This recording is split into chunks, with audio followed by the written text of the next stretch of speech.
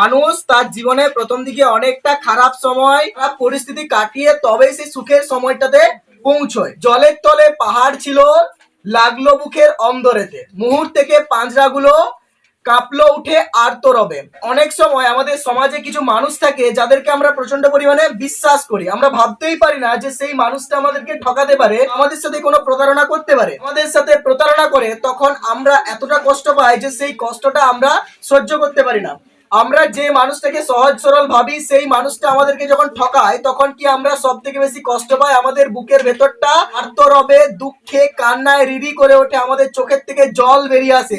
আমরা মানুষের সেই বদলটাকে এবং মানুষের যে চলে যাওয়া বা ছেড়ে যাওয়াটাকে এটাকে আমরা সহজে মেনে নিতে পারি না, কারণ আমরা সেই মানুষটাকে সহজ সরল ভাবতাম। সেই মানুষটার মনের মধ্যেই যে এত বড় একটা কুমতলব আছে সেটা আমরা যখন জানতে পারি তখন আমাদের ভেতর থেকে আমরা প্রচন্ড পরিমাণে কষ্ট পাই।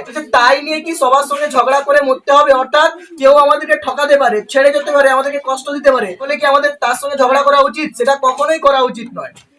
ভেসে থাকতে পারো যদি সেইটা সবার চেয়ে শ্রেয়। অর্থাৎ সবকিছু ভুলে, সবকিছুকে উপেক্ষা করে যদি জীবনে তুমি নিজের গতিতে এগিয়ে চলতে পারো সেটাই হচ্ছে সব থেকে বেশি শ্রেয়। গরম কয়লাকে যদি তুই হাত দিস তাহলে যেমন পুড়বি, আবার ঠিক একই রকম যদি এমনি ঠান্ডা কয়লাকেও ধরিস তাহলে সেই কয়লার কি দাগ নিজের হাতে লাগবে? কয়লাটা যদি নাই স্পর্শ করিস তাহলে কি তুই তাহলে কি কয়লার দাগ বা গরম কোনোটাই অনুভূত হবে?